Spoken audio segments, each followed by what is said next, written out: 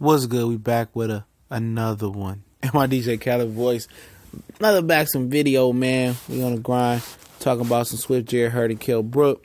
Shout out to the brother from Barbershop Conversation, Fred. He got a lengthy interview with Jarrett, Swift, Hurd, and his team. And it was real engaging, man. I definitely enjoy it. And I definitely enjoy what Fred does for the new media boxing community. And he's definitely a stand-up individual.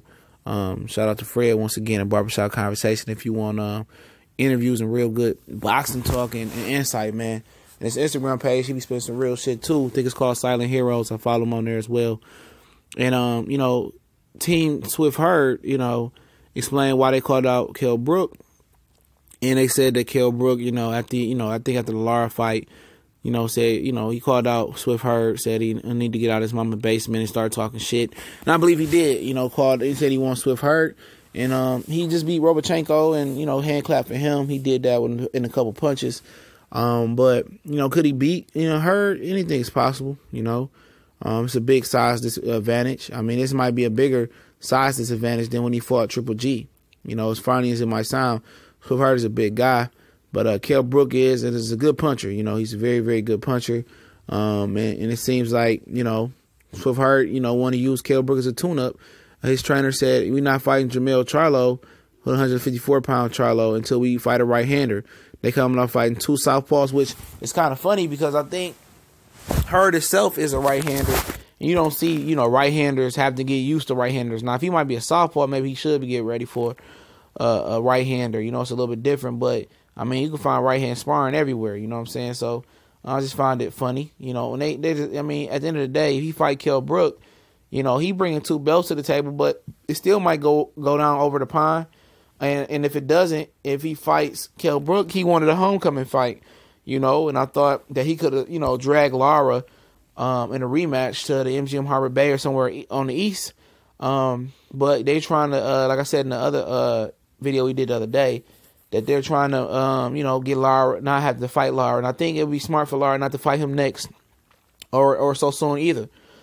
For Lara, because he took a lot of punishment in that fight. I don't think he might not be the same fighter, especially if he come back too quick. I think the same thing happens, but a shorter night, obviously, in my opinion.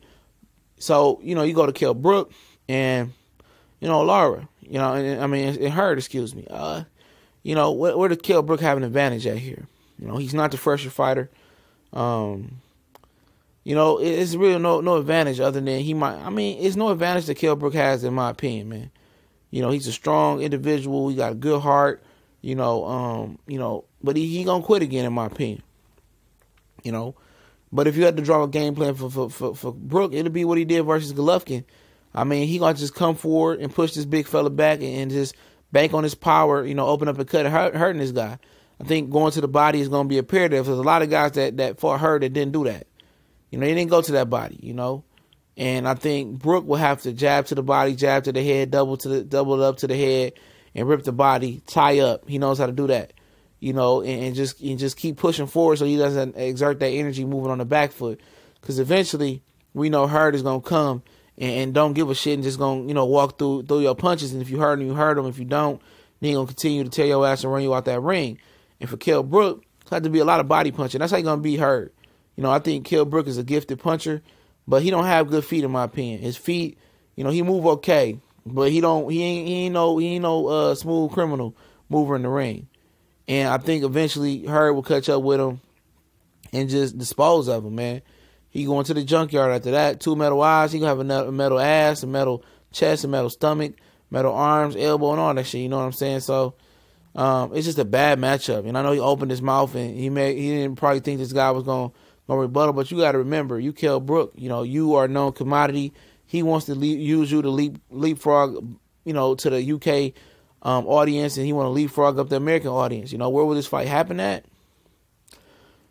Probably the Barclays. If they got a good offer for Hurd to come over to the UK, he just might do that because he's very confident. He knows he's gonna beat Kell Brook. You know what I'm saying? And that's why he consider him quote unquote as a tune-up. A lot of UK fans don't want to hear that, but he ain't beat none of the 3 belt holders at 154.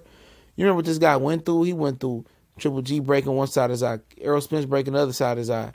He beat Robochenko. It didn't prove anything. That he's back. He's better than ever. The weight is good. And I remember this guy was talking about moving 154 pounds, you dig? And he said he wasn't even sure. He wanted to do more. He wanted to do some catch weight with those guys. He wasn't sure and confident that he could make it up there. I know people say, well, he jumped up to 160. I mean, yeah, it's different, you know, fighting Triple G. Triple G ain't the athlete that Charlo is, and even Jarrett Swift Hurd is. They present a little bit different athletic, abilities than Triple G. Now, Triple G is a cold-hearted, stone-cold killer, don't get me wrong. But some of these guys bring a little bit something different to the table. But ultimately, he did move up. And ultimately, if he wants an Amir Khan fight and make a payday and do a rematch or a trilogy with Khan, he don't need this fight. You know, obviously, Team Hurd talking like they in negotiations. They not saying that with him because they got Lara that WBA ordered a rematch. So, for them, you know, it's tough. You know, it's tough. I know they don't want to fight Lara again because it's been there, done that. They want to be proactive and fight a right-hander. But if they force to fight Lara, you won't see the Charlo fight until the end of next year because they say they want to get a right-hander in there. So, obviously, they got to find a right-hander top of next year, you know, because obviously they're going to fight Lara at the end of this year, top of next year. They'll fight somebody probably in the first and second quarter. Then you talk about the Charlo fight. It's another good fight that fans want to see on Premier Boxing Champions that you got to continue to wait for. You know, I mean, it's so much waiting in boxing nowadays. It's just like, damn, you know, where do they get these guys from, man? Because back in the day, they just wanted to go. And on the live stream today, we argued about, you know, I don't rate Anthony Joshua high. I don't rate any of these heavyweights high. And they got mad because I compared them to what I know. I compared them to the 90s heavyweights and the heavyweights I watched on film. I mean, it's disgusting. Once you live through that era and you actually watch real heavyweight boxing, you watch real boxers, and you started to, you know, use that barometer on these boxers. I know it might not seem right, but that's what I'm used to. I'm used to them real, trill, you know, stone cold killer boxers that'll walk through a tank in order to do what they got to do. And these aren't these guys today. It's more of a business. It's more white collar in the game, and you know, kind of thing that kind of turned me off. But the love for the sport when it was at its most organic point was what keep me, you know, speaking and talking about the sport. And some of these guys, you know, if they know it or not, they had the potential to be as great as those guys is, man. A loss is nothing, you know.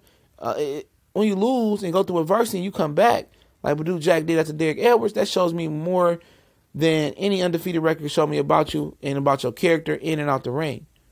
You know, do you have to drive to be great? You see a lot of guys lose and their career's over. You won't see them again. Or they lose to Floyd and take a year off and be happy and be content for the check, and their careers is pretty much gone because they're happy, they're content. You know, let me know that you lose. You know, if you lose, you're going to come back, and you're going to come back and put your foot up somebody's ass and show that you bigger and better and you learn from your mistakes. And that's what I admire about Kell Brook. You know, Kell Brook lost to Triple G. He could have hid and gave the belt up and went into hiding. He got hard. He a throwback fighter. I can appreciate that. After his whole aura in the United States was he was scared of Devin Alexander, scared of Sean Porter and all this stuff. He handled business versus Sean Porter, you know.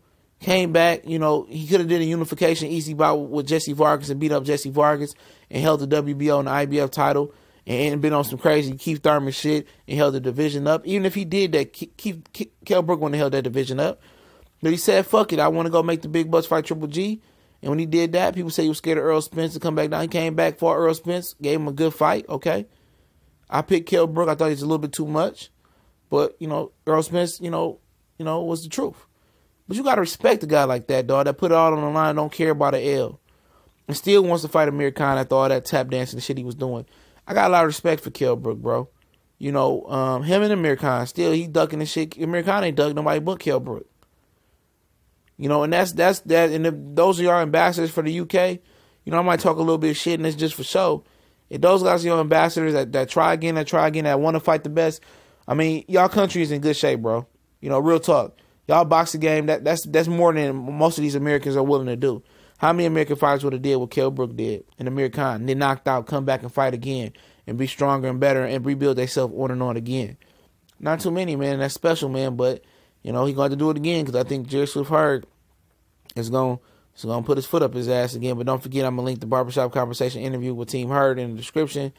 And don't forget, we on Instagram, Facebook, Twitter. All those links or usernames in the description. And I definitely appreciate you guys for rocking out with us, the donations, the super chat. And, you know, we moving, man. We moving and grooving. And all that money goes to me traveling to fights and getting coverage and the logo, the website, the radio show hopefully we got coming. And I definitely appreciate it, man. And y'all know what it is. It's TBC and more. And we grinding. Shout out to the LDBC and everybody in between.